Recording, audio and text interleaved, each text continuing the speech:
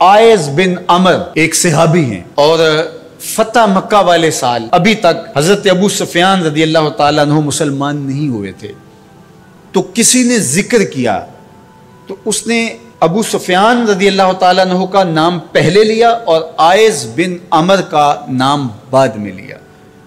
तो मेरे और आपके आका व मौला नाराज हो गए और फरमाया ऐसा नहीं करोगे, तुम सरदार हैं कौम के अबू सुफियान और ये आयज एक सादा मुसलमान हैं, लेकिन चूंकि ये मुसलमान हैं लिहाजा नाम लेते हुए तुम पहले इसका नाम लोगे। इकबाल कहता है कि कतराए आबे वुजुए कंबरे खूब तर अज खूने नाबे कैसरे, कि हजरत अली रदी अल्लाह ताला अन्हु के दर का गुलाम कंबर रदी अल्लाह ताला अन्हु जब वुजू करते हैं और उनके वुजू के पानी से जो कतरे गिरते हैं वो उस दौर की सुपर ताकत सल्तनत रूम का शहनशाह कैसर, कहा कैसर के खून से वो कतराए वुजू ज्यादा कीमती है जो मोहम्मद अरबी के गुलाम के बदन को छू के गुजरता है।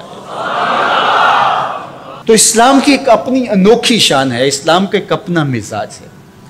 लेकिन मानूसियत तहरीक ने एक नारा बुलंद किया 14वीं सदी के आगाज में कि वहदत अदियान के जरिए से लोगों को करीब किया जाए, और उनका मकसद क्या था कि मुसलमानों को तज़ब्ज़ुब के अंदर मुब्तला किया जाए। उनको कहा जाए कि देखो सारे दीन के मानने वाले लोग हैं, सबको हक है, अमल करें, कोई हरज नहीं है, और एक दूसरे के करीब हों, एक दूसरे के पास आना जाना रखें। इस तरह के कुछ नारे तराश के जो है वो एक फ़िक्र उन्होंने देना चाहिए।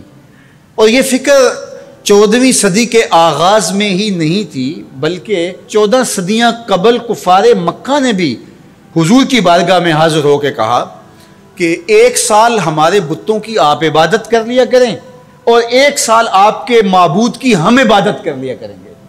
उसका फ़ायदा ये होगा कि अगर आपका दीन सच्चा हुआ तो हमें फ़ायदा हो जाएगा, हमारी आखिरत अच्छी हो जाएगी, और अगर हमारा दीन सच्चा हुआ तो आपका काम बन जाएगा। बाहमी मुनाकशत, लड़ाइयाँ, उलझाओ ये भी नहीं होगा, दोनों का फ़ायदा हो जाएगा। जब उन्होंने ये पेशकश हुजूर से की तो हुजूर के सीने अतहर पे सूरा अल काफिरून का नज़ूल हुआ। कुल या अय्युहल काफिरून ला आबुदु मा ताबुदून, ऐ महबूब फरमा दो कि जिनको तुम पूछते हो उनको मैं नहीं पूछता, और जिसको मैं पूछता हूँ उसको तुम पूछने वाले नहीं हूँ, और जिसको तुम पूछते हो मैं कभी भी उसको पूछने वाला नहीं हूँ। लकुम दीनुकुम वलिय दीन, तुम्हारा दीन तुम्हारे साथ, मेरा दीन मेरे साथ। तो ये एक अलग तशख़्ख़ुस है मेरे और आपके आका मौला के सीने पे उतारी गई सूरत के जरिए से जो वाज़े किया गया। हर दौर के अंदर ऐसा हुआ, लेकिन मैंने अर्ज़ किया कि 14वीं सदी के अंदर ख़ास तौर पर इसका डोर डाला गया, और उस वक्त से ये तहरीकें चल रही है।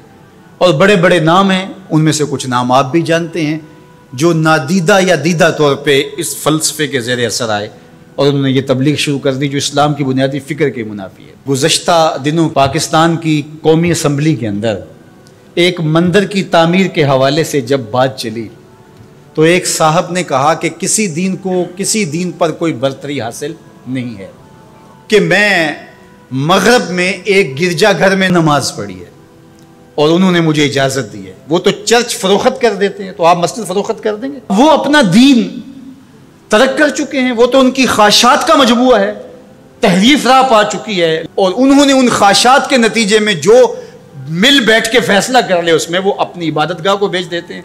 तो क्या हम अपनी इबादतगाह को बेच सकते हैं? हम कहते हैं जी वो देते हैं तो हम भी दे दें, ये क्या बात हुई?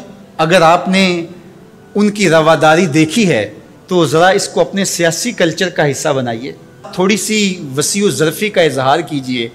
मुस्लिम लीग के दफ्तर जो हैं वो तहरीक इंसाफ के लिए खोल दीजिए कि आप यहाँ इजलास कर सकते हैं, और तहरीक इंसाफ से कहिएगा कि वो पीपल्स पार्टी के लिए, उनको कहिएगा कि आप नून लीग के लिए अपने दफ्तर खोल दीजिए। वहदत दियान तो बाद में होगी, वहदत सियासत तो होले पहले। तुम सारे मुसलमान हो, एक मुल्क के रहने वाले हो, तो पता चले जी ये बड़े वसीउ ज़रफ़ हैं। वहां तुम अपने लीडर के लिए मर जाते हो, और इस्लाम कोई यतीम मजहब है? ये मोहम्मद अरबी का लाया हुआ दीन है। तुम अपने सियासी मफादात पे कोई कंप्रोमाइज नहीं करते हो। ये क्या तुम्हारा फलसफा कि उन्होंने अपने चर्च में इजाजत दे दी तो हम भी देंगे? मियाँ उनकी गैरत اجازت دیتی ہے ان کا دین جو خود ساختہ ہے، اور حضرت عیسیٰ کو چھوڑ کے جو انہوں نے اختیار کیا ہے ان کی تربیت ان کے نفس نے کی ہے، اور ہماری مسجد کے حوالے سے تربیت محمد عربی نے کی ہے۔ ہمیں تو یہ بتایا گیا سامان مسجد نہ برائے سوختن نہ برائے فروختن، مسجد تو مسجد رہی، مسجد کے اندر جو ٹوٹی ہوئی چٹائی ہے آپ اس کو بھی نہیں بیچ سکتے۔ باقی وہ آپ کے لیے یا دو چرچ کھول رہے ہیں اور کہیں کہ وہاں نماز پڑھیں اور آئیں، وہاں ہمیں آپ کو اجازت دیتے ہیں۔ میں آپ کو ایک پیشکش کرتا ہوں کہ انہیں کہیں کہ تم بڑے وسیع و ظرف ہو مگر بہت کشادہ ذہن ہے، تو ہمیں مسجد کرتبہ میں نماز پڑھنے دیں۔ مسجد کرتبہ میں جو مسلمانوں کی بنائی ہوئی ہے، 10 مربع کلومیٹر پر پھیلی ہوئی وہ مسجد، اس کے باغات، اس کے احاطے، اس کے متعلقات اگر شامل کریں، حمام شامل کریں تو 10 مربع کلومیٹر پر وہ مسجد تھی، اور 1400 ستونوں پر پھیلی ہوئی مسجد کا حال۔ اللہ اکبر، جب رات ہوتی تو اس زمانے کے اندر 7,500 مشعلیں اس مسجد میں چراغاں کرتی، 30 فٹ اونچا اس کا چھت ہے، اور آج بھی وہ دیکھنے کے قابل ہے۔ اقبال نے بے ساختہ وہاں جا کے کہا تھا کہ تیرا وجود مردان خدا کی دلیل، جنہوں نے بنایا ہے پتہ چلتا ہے کوئی تھا، تیرا وجود مردان خدا کی دلیل، وہ بھی جلیل و جمیل تو بھی جلیل و جمیل، وہ بھی جلیل و جمیل تو بھی جلیل و جمیل، تیرے ستون بے شمار تیری بنا پائیدار، شام کے صحرا میں جیسے ہجوم نخیل۔ تو وہ مسلمانوں نے بنائی ہوئی، 800 سال مسلمانوں نے اندلس میں حکمرانی کی، اب وہ مسجد مسلمانوں کی تعمیر کردہ وہاں موجود ہے اور گرجا گھر میں تبدیل کر دی گئی ہے۔ 2008 میں مقامی مسلمانوں نے پوپ کو درخواست دی کہ جس رواداری کی، مذہبی رواداری کی آپ بات کرتے ہیں، اس رواداری کو قائم کرنے کے لیے ایسا کیا جائے کہ ہمیں بھی اس مسجد میں نماز پڑھنے کی اجازت دی جائے۔ یہاں گرجا گھر ہے، تصویریں لگی ہوئی ہیں، اور وہ آ کے عبادت کرتے ہیں عیسائی، تو ہم بھی ایک گوشے میں عبادت کر لیا کریں۔ مغرب جس رواداری کا پرچار کرتا ہے اس کا عملی ظہور ہو جائے، لیکن پذیرائی نہیں بخشی گئی۔ کہاں گئے وسیع و ظرف؟ تم کہتے ہو گرجوں میں نماز پڑھنے دیتے ہیں، تو وہاں 2 رکعت پڑھ کے دیکھو۔ 2011 میں اللہ نے توفیق دی تو مجھے شوق تھا کہ میں مسجد کرتبہ دیکھوں، بچپن سے پڑھتے آئے، مسجد کرتبہ کی یادیں خیالوں میں نقش تھیں۔ تو جب میں وہاں پہنچا تو وہ دروازے پہ بتا دیتے ہیں کہ یہاں نماز کی اجازت نہیں ہے، تو اب وہ مسجد جہاں قدم قدم پہ اہل علم اور اولیاء کے پیشانیوں اور سجدوں کے نشان موجود ہیں، اب مجھے تو گوارا نہ ہوا کہ میں جوتا پہن کے جاؤں، تو میں نے جوتا اتار کے ایک سمت رکھ دیا اور مسجد میں داخل ہوا، تو سیکورٹی کے لوگ میرے پیچھے بھاگے اور کہنے لگے کہ آپ یوں نہیں پھر سکتے۔ میں نے کہا کیوں؟ کہتے آپ نے جوتے اتارے ہوئے۔ تو وہاں تمام مذاہب کے لوگ آتے ہیں، آپ جانتے ہیں کہ ان کے لباس بھی مختصر ہوتے ہیں، تو میں نے کہا انہوں نے تو لباس بھی نہیں پہنے ہوئے، تو مجھے اس کی اجازت دیتے کہ میں جوتا اتار دوں، انہوں نے لباس اتارے ہوئے۔ تو وہ کہنے لگے جی نہیں۔ میں نے کہا مجھے بات سمجھاؤ کس طرح؟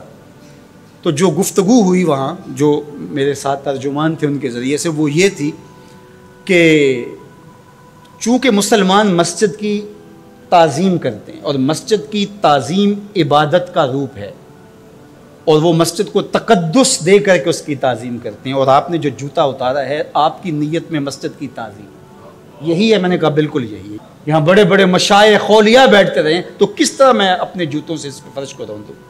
تو انہوں نے کہا جی ہمیں اجازت دے سکتے، تو ان سے بہت کہا، لیکن وہ کہنے لگے یہ ہو ہی نہیں سکتا، تو ہم ساری مسجد نہیں دیکھ سکے اور واپس آ گئے، اور 2014 میں پھر دوبارہ جانا ہوا، پھر یہی میرے ساتھ مسئلہ ہوا۔ تم کہتے ہو بڑے وسیع و ظرف ہے، میں اپنا تجربہ بتا رہا ہوں۔ تم کہتے ہو چرچ میں نماز پڑھنے دیتے ہیں اور وہ جوتے اتار کے نہیں جانے دیتے۔